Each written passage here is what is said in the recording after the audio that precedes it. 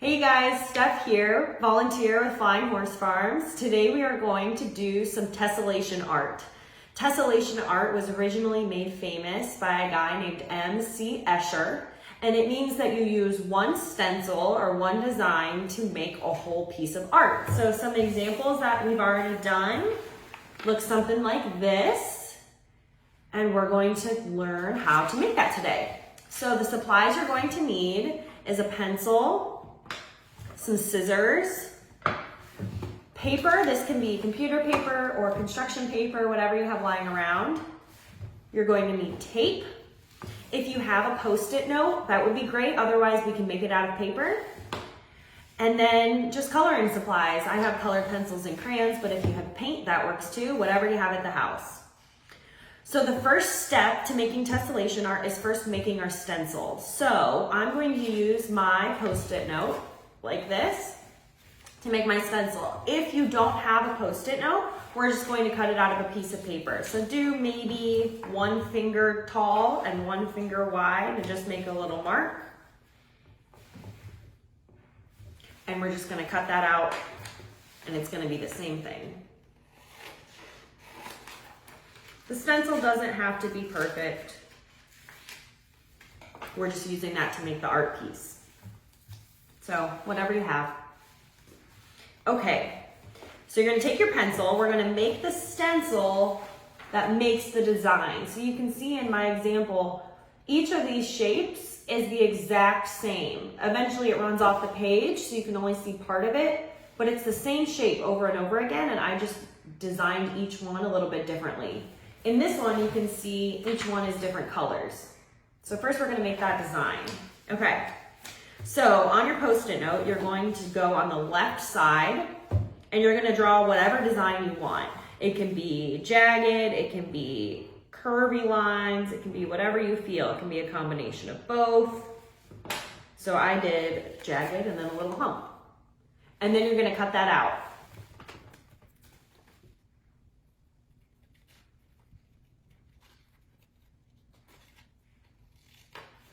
Again, no one knows what your design is supposed to look like, so this doesn't have to be perfect. Whatever you want it to look like is fine.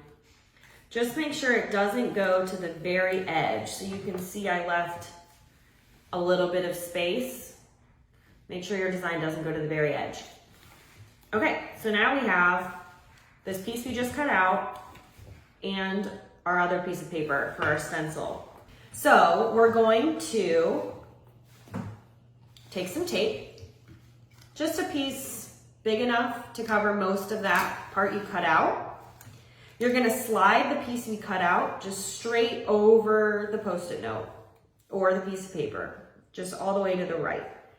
And we're going to tape it down, but the tricky part is how do you decide where it goes? Because we want it to line up exactly with its hole on the other side. So we can go here, it can go here, it's gotta go somewhere in the middle, but where does it go? So a trick to figure out where it goes is to just carefully fold over your Post-it note, take your pencil. You're not gonna leave a crease, but you're just gonna fold it over a little bit and make a little mark where that line is. So we're just gonna mark it right there, and then we'll mark it on the bottom just to be sure. See, I'm not creasing it. I'm just bending it to see where it meets on the other side. So now I know, okay, it goes like this, I'm sliding it over, and I know it needs to start at that line and end at this line. And you're gonna line it up as flush as you can make it and tape it. Now we have part of our stencil. We have a hole on one side and its twin over here. Now we're gonna do the exact same thing from the top. So we're gonna draw a different design.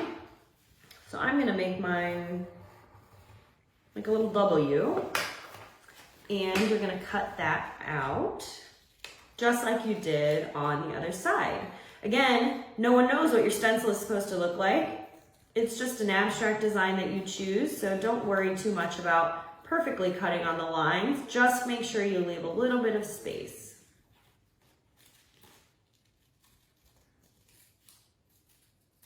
Okay, so now I have this weird W looking thing and another hole on my stencil.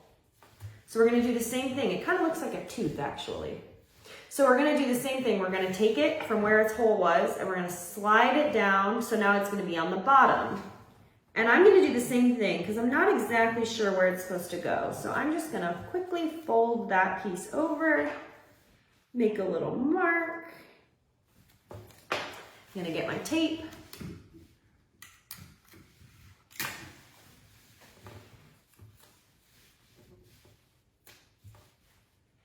And tape it down as flush as I can make it. Oops. Okay, so now I have this very weird shape. It kind of looks like it has wings right now with a little tooth on the bottom. And now we have our stencil. So that's step one. So now we're gonna take our full sheet of computer paper or construction paper or whatever you want your design to be on. So this is what the final design is going to be. This, we're probably just gonna throw away. We're not gonna use this in the actual design, we're just gonna trace it. So the first step is to grab another piece of tape and we're gonna fold it up and we're gonna stick it on the back of our stencil. It's really the same design, it's just a matter of what you want the front or back to be, it doesn't matter.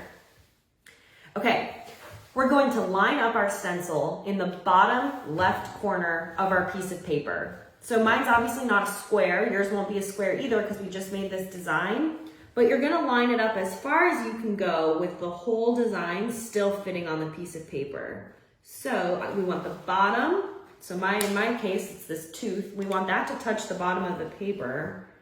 And we want the left side to touch the left side of the paper. So this first one can be a little tricky because you want to line it up as close as you can get it. Okay, and then you're going to tape it down. So now we just have a piece of paper and a taped stencil. You're going to take your pencil, and what do you do with the stencil? All you do is trace it. We'll go over this line later in marker, and you can also erase the pencil marks. So it's okay if you get a little sloppy with it, but we're just going to trace the whole design.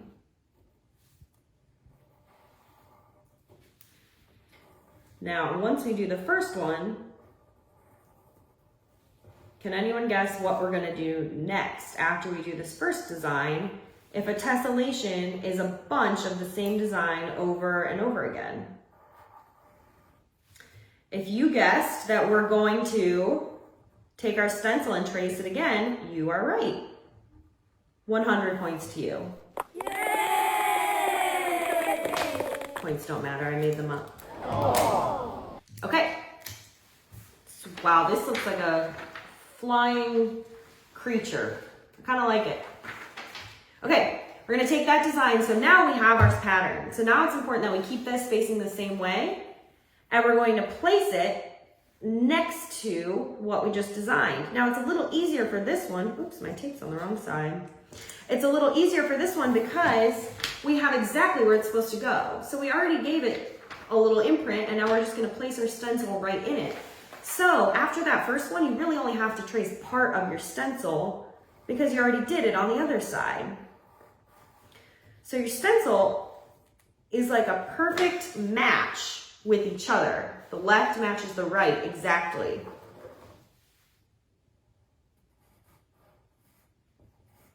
If you draw on your stencil, I tend to try to go too quickly and I accidentally draw on my stencil. Like I said, doesn't matter. You're probably just gonna throw it away. Unless you want to keep it, go for it. Okay, see how much quicker that one was? So now I have two creatures on my paper.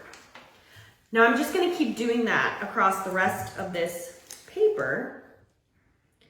And when I get to an edge, I'm just gonna draw as much of it as I can, and I'll show you that on our next one because we're gonna run off of the piece of paper. So when we first started, we said you could use a Post-it note. I just like using a Post-it note because it's already a square and it's already the size that I want. If you made your design too big, if you started with too big of a square, you'd really only have room for like 1 or 2 of them, and it's kind of hard to tell it's a tessellation. So that's why I like to use a Post-it note. So now mine's gonna go on the table, and that's okay. We're not gonna trace on the table. Don't ruin any furniture, but we're just gonna trace as much as we can off of the piece of paper. Totally fine that you can't exactly tell it's the whole design, just as much as you can. So you can tell on the right side, it almost looks like we had been tracing forever because it already left that imprint over here. So now that we did the bottom, we're gonna do the same thing. We're just gonna fit, I'm gonna start back on the left side. We're gonna fit our design into where it goes on the bottom. The same way we've been doing it left to right, we're gonna do it now. We did the bottom, now we're gonna do the top. So now we'll have to trace the whole design except for that bottom section. So in my case, my little tooth.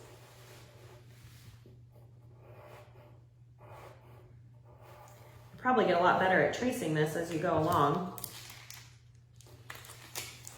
See, so now I have 1, 2.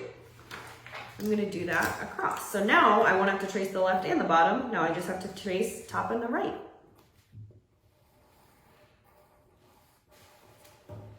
Now, if you did your first one in that bottom left corner and then you decided to go right above, it doesn't matter. If you want to do, just make sure that they're touching. So you wouldn't want to just put a design wherever you want on your piece of paper because the tessellation has to be each touching each other. See how much quicker it goes once you get going. Then I'm on my last one in this level. And that's all I can fit, and that's okay. But now we just have this top. So there's not gonna be very much drawing left, but we're gonna fit it as much as we can. So I'll start back on my left side. Can't fit very much, but that's okay. Just a little bit of that.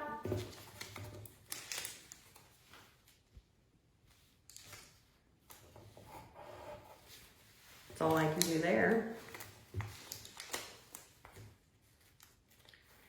One more. There we go. Okay, now we're done with the stencil. So like I said, you can keep it. These are my stencils for my last guys, but they'll just be friends over there. So now we have this design. So the hard part's over. So now's the fun part. We get to design whatever we want.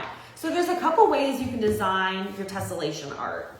So this example my mom did actually, and she just wanted to color in each one a different color. And that's totally fine. You can do that and just do whatever you want. Sometimes Escher would do 2 colors alternating on each one. So he would do like red, green, red, green, red, green, red, green. So red and green were never touching, but it was kind of like a checkerboard design. You can do it like that.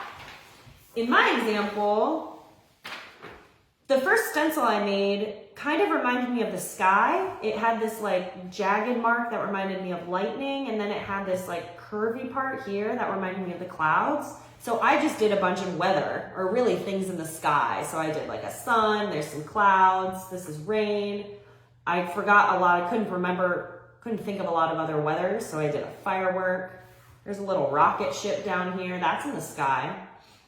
So this was a fun one. There's a shooting star at the top. You can do that. So you can pick a theme and you can go with all kinds of different ideas like that. Or you could just do each one completely different from each other. So you don't have to have a theme, you just do a bunch of different art pieces within this one big art piece. So mine kind of looks like a creature, like I've been saying, but I kind of like, it kind of reminds me of maybe like a flying horse, like the flying horse at camp. So maybe I'll do a camp theme.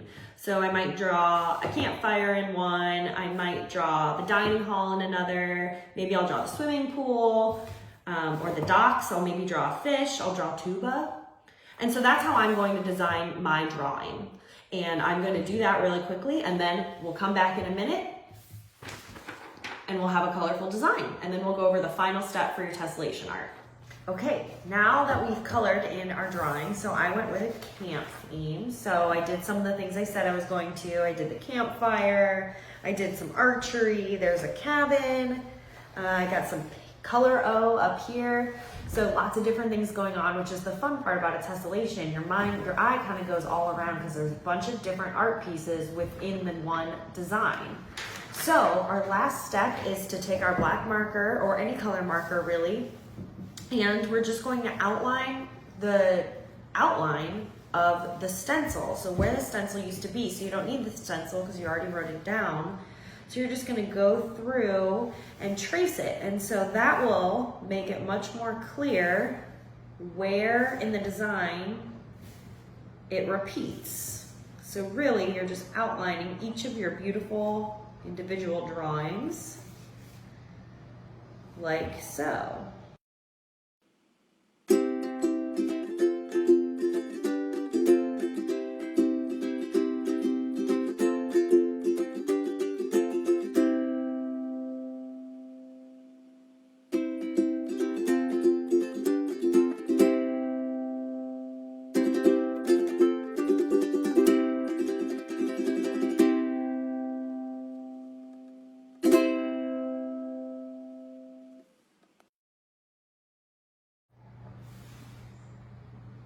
And voila, that's your last step. Now you have your tessellation art.